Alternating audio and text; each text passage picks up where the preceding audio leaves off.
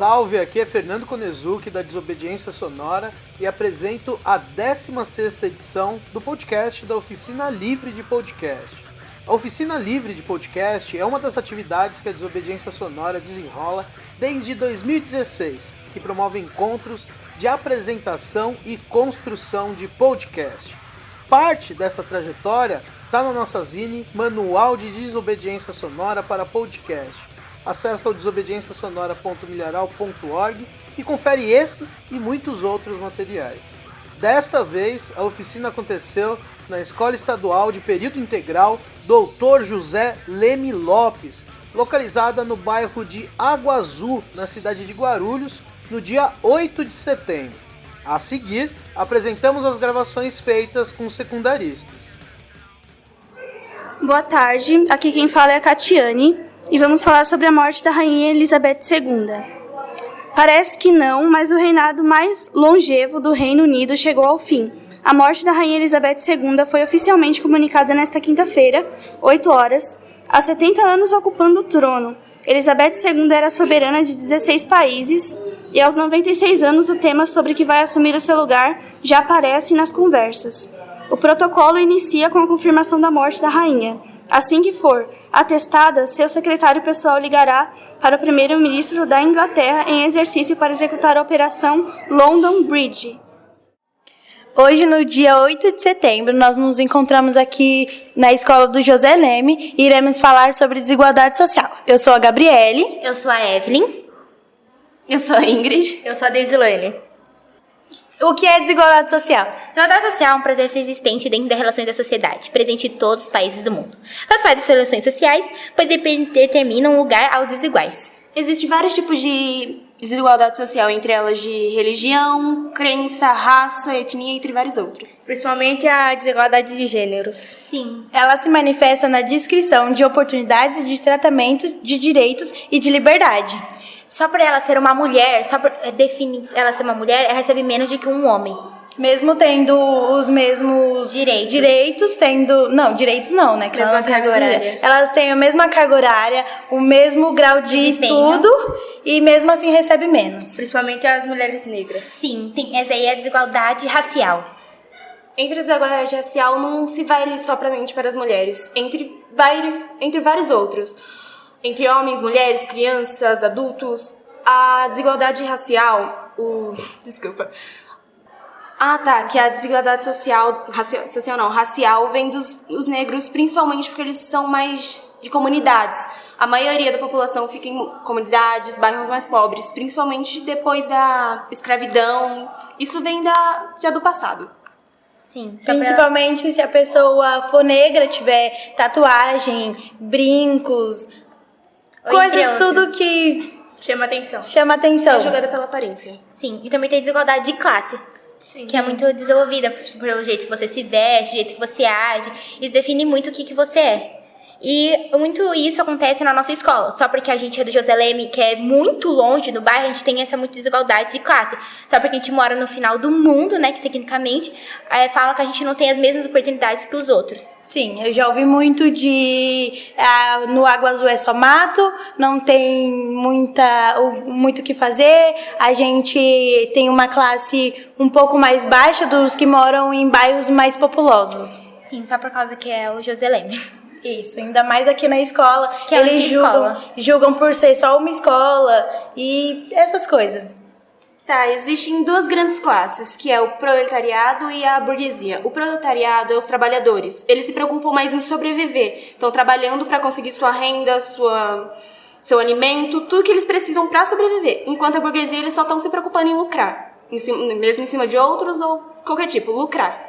E essas são as desigualdades que a gente citou, e quem ajudou a gente foi a Maria, Letícia, Júlia, Guilherme e Jonathan. Quando criança, começaram a desaparecer misteriosamente na cidade de Derry, no estado de Maine.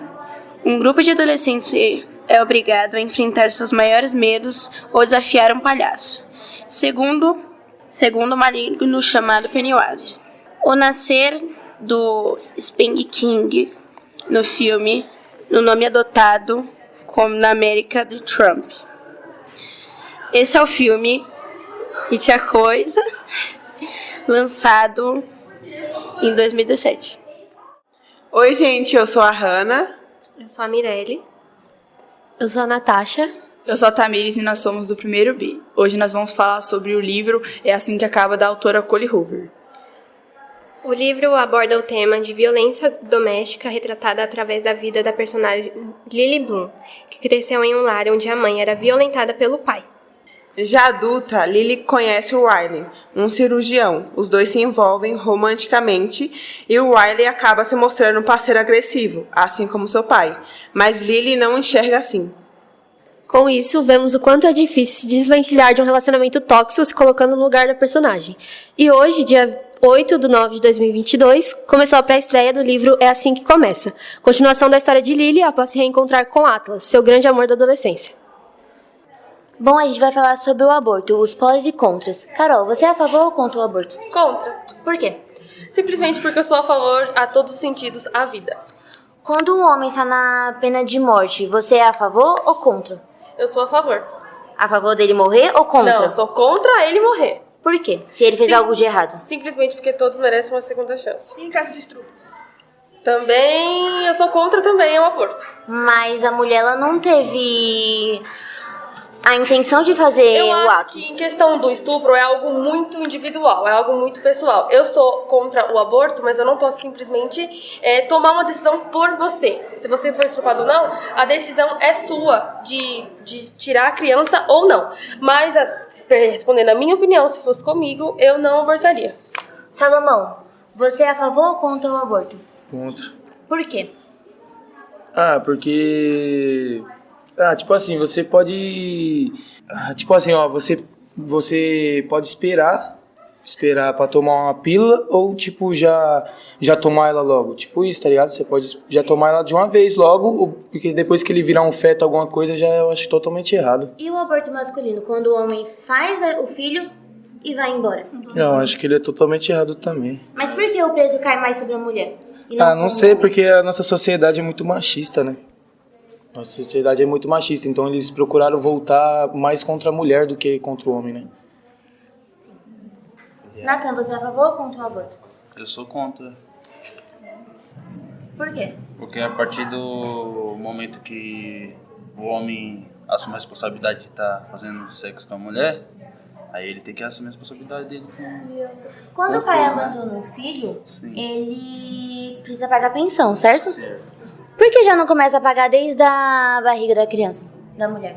Por causa que não tem certeza se é dele ou não, né? Só realmente com DNA pra saber se é filho dele. Mas é uma por isso que já criança, não- como todos dizem, é uma Vai saber criança, se- já está sendo gerada, ele já deveria pagar a pensão. Você não acha? Porque ele só paga depois que ela nasce. Mas se tiver outro cara que pegou essa mulher antes, aí se... É bem difícil acontecer. Mas você não vai ter certeza se é seu filho ou não. É, isso mesmo. Você Aí tem você tem que certeza? esperar nascer. Vamos lá. Você Pai tem não é que certeza faz, que é o pai seu é que filho? cria. Você tem certeza. Aí vai lá, você só vai pagar a pensão quando a criança nascer. Por que você Sim. não paga antes, já que ela é um bebê? Somente, tipo, com DNA mesmo, pra saber se Ah, é meu pai Tá bom? Tá certo. Eu acho que Oi, pessoal.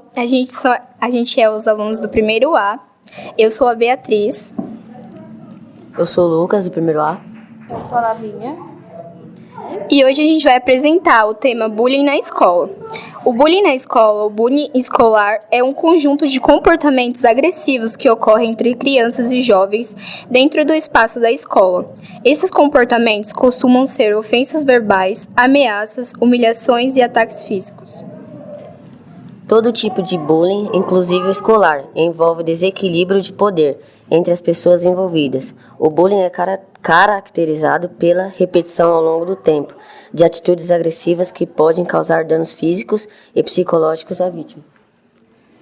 O bullying escolar pode ser praticado por um indivíduo. O bullying, palavra em inglês que significa valentão, por um grupo. Apesar de não existir uma motivação específica para o bullying na escola, é comum que crianças e jovens sofrem bullying pela cor de sua pele, por sua orientação sexual, por não se adequarem a um determinado padrão de beleza ou por serem portadores de alguma deficiência. Boa noite a todos e a todas. eu e meu grupo hoje nos voluntariamos para falar sobre um pouco do racismo. O racismo no Brasil é praticado de forma levada assim escandalosa. Experimentais consideramos os aspectos estruturais do racismo. Rapaziada, primeiramente boa noite. Meu nome é José, eu vou falar um caso aqui que ocorreu nos Estados Unidos. Foi o caso do George Floyd, que ele foi um afro-americano que foi assassinado em 25 de maio de 2020. Depois de um policial da Minneapolis, que se ajoelhou no pescoço dele durante 8 minutos e 46 segundos, né, que não tem como aguentar tanto tempo assim, né? Ele morreu enquanto estava deitado de bruços na estrada. Boa tarde, meu nome é Evelyn e eu sou do segundo B. Boa tarde, eu sou a Vitória, eu sou do segundo B.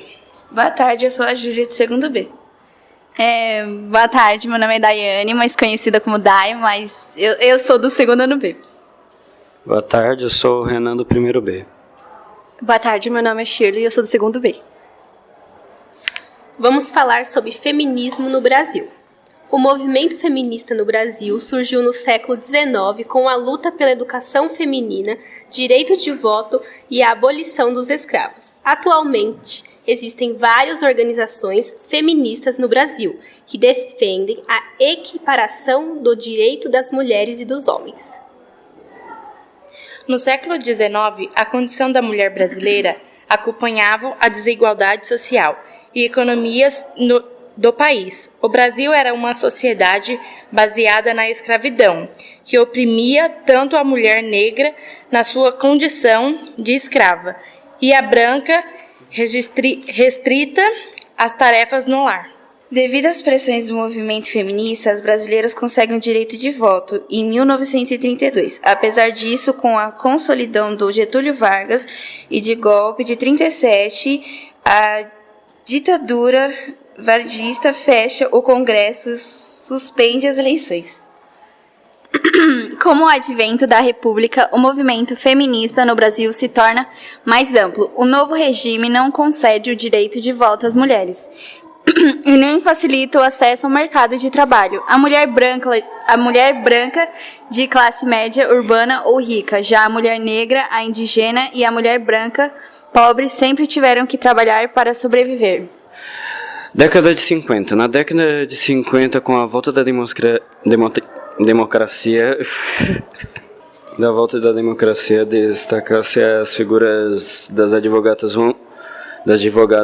Rome Martins, de Medeiros da Fonseca e de Ormindas Ribeiro Basto. Rome Fonseca pediu estudo da Câmara Estudo das câmaras dos deputados sobre a situação das mulheres casadas no Código Civil brasileiro. Década de 60. A década de 60 é marcada pela liberação sexual, pelo surgimento da pílula anticoncepcional e pelos movimentos dos direitos civis. Estes trazem à tona questões específicas como as questões das mulheres negras, das mulheres indígenas e dos homossexuais. São discussões realizadas por Simone Beauvoir no seu livro O Segundo Sexo, sobre o gênero e a identidade. O Brasil vivia em uma grande efervescência de movimentos populares e organizações feministas. Discutiam as novidades que chegavam de fora. Porém, a ditadura militar atinge em cheio os cidadãos, impedindo o direito de associação. Atualmente no Brasil, o feminismo segue discutindo questões que afetam as mulheres de uma forma geral. Primeiramente, a desvalorização da trabalhadora em comparação aos homens, sobretudo pelo fato de que, segundo pesquisas feitas pelo Banco Internacional de Desenvolvimento, as mulheres ganham em média 30% menos que os homens para realizar a mesma função. Olá, boa tarde. Eu me chamo Evaldo e nesse podcast irei falar sobre piadas de humor negro. Irei começar falando sobre etnia e xenofobia. Coisas que são bem comuns e sempre falam, por exemplo, falar sobre os africanos ser semelhantes a macacos e realmente isso é abominável, poderíamos dizer assim. Entre outros, né? Muitos só pensam nesse quesito, mas nunca podemos esquecer que hoje em dia muitos associam os alemães a nazistas, sendo que eles não têm culpa de ter tido um líder horrível no passado. Ultimamente, depois de algumas séries ter feito bastante sucesso na rede chamada Netflix, estão começando a associar colombianos a traficantes. Mas é incrível como essa sociedade leva as coisas muito ao pé da letra, não é? Tá, eu sou a Luane e eu vou estar falando sobre o humor negro que se volta para a religião. Quando o humor negro se vira para esse tema, ele costuma se referir a piadas com coisas obscuras de cada religião. Por exemplo, que a religião esconde, que geralmente vem do passado. Por exemplo, o catolicismo, que tinha, né, o costume de torturar pessoas que recebiam as acusações de magia, por exemplo. Mas nada que impeça as pessoas de seguirem praticando o humor negro na internet. Salve, rapaziada, Cauã Ravi aqui na voz. Hoje estamos aqui no José Leme Lopes e eu vou, junto com meus colegas aqui, apresentar um podcast. Me chamo Ana Carolina e vou ajudar. Boa noite, me chamo Alexandre e também vou falar junto com eles. Boa noite, me chamo Azaf e vou estar ajudando os demais. Boa noite, sou o Kaique e eu vou fazer uma das perguntas. Meu nome é Viviane e eu vou ser a entrevistada. Boa noite, meu nome é Leonardo Suesco e eu vou ser o entrevistado. Bom, vou falar um pouquinho aqui sobre a pauta. A gente vai tratar o tema religião e vai se tratar de uma cristã falando sobre sua religião e um praticante da religião afro-brasileira, que no caso é o Leonardo e a Viviane. Já vou fazer a primeira pergunta já. Como que vocês começaram, né? E quem influenciou vocês a começarem? Bom, no meu caso, eu venho desde berço na religião do Candomblé, que era a religião que eu pratico hoje em dia, né? Que eu pratico uma outra também. Mas eu vim de berço com a minha mãe e com a minha tia, que também são praticantes. Só que, a gente morava tudo na mesma casa, eu, minha mãe, minha tia, o pessoal. E a gente meio que se desviou da minha tia, sabe? Aí a gente meio que deu uma afastada dessa religião. Aí nós não, né? Eu voltei ano passado a frequentar de novo essa religião, mas desde pequenininho eu sempre frequentei. Eu comecei desde uns 6 anos, aí veio da minha irmã e depois passou pros meus pais. E aí a gente de vez em quando sai, mas eu continuo indo, sempre gostei de ir. Pode passar para ela que ela vai fazer a próxima pergunta. Por que vocês escolheram essa religião mesmo sabendo da opinião alheia? Bom, eu escolhi essa religião por amor. Amor ao orixá, amor ao sagrado. E também eu não me preocupo muito porque as outras pessoas vão falar da minha vida, então, por isso. Por amor. Eu também escolhi porque por amor, é um lugar que eu me sinto muito bem, é onde eu me sinto em paz. E eu nunca me importei também com o que as pessoas falam, às vezes magoa, né? O que as pessoas acham, mas é o que eu gosto de fazer, é onde eu me sinto bem. Bom, vou fazer uma pergunta. Você já sofreu algum preconceito devido à sua religião? Ah, mano, no meu caso não. Só piadinha, tá ligado? Mas eu relevo, mas nunca alguém falou, não, você não vai fazer isso porque você é dessa religião. Nunca me ocorreu. Graças a Deus. Não, já aconteceu das pessoas não aceitar muito como a gente se impõe, né? A gente acha algumas coisas erradas, que não é certo a gente fazer, e as pessoas acham que é bobeira, que é idiotice, a gente seguir tanto, arrisca alguma coisa, né? Da religião dele?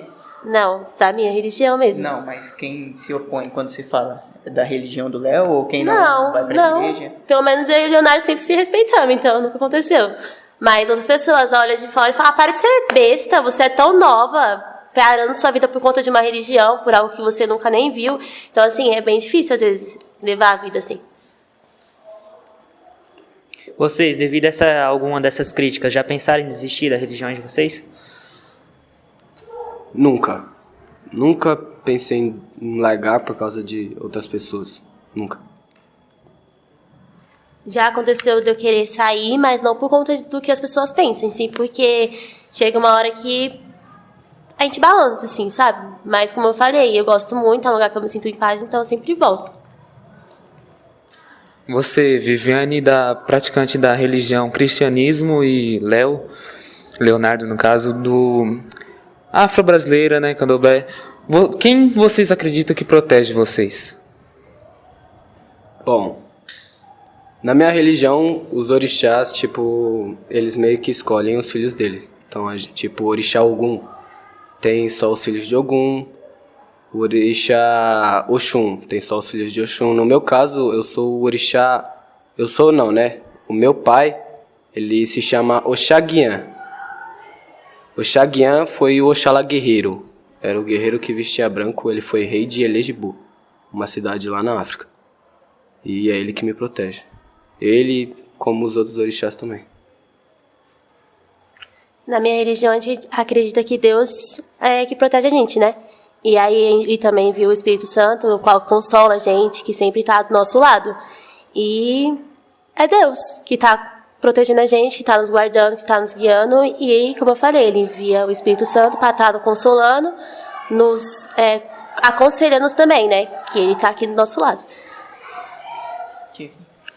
Agora, só para não pegar muito tempo, né, que ainda tem muita coisa para falar disso aí, vou falar a última pergunta e vocês respondem e a gente já termina já. É um assunto muito amplo, né, mas a gente vai fazer mais um pouco focado. Daqui a 5 anos, vocês ainda se veem nessa religião? Vocês se imaginam praticantes? Com toda certeza. Quero, até chegar o tempo de eu me for dessa terra, sabe, morrer, eu quero estar praticando essa religião. Eu também pretendo continuar, a não ser que Deus me leve antes, mas continuo. Tá, acho que é isso, né? É um assunto, como eu disse, bem amplo, mas a gente tá mais um pouquinho com pressa, então acho que valeu, né? Oi, eu sou a Pamile. Salve, eu sou a Vanessa. Oi, eu sou a Carla. Oi, eu sou a Sabrina.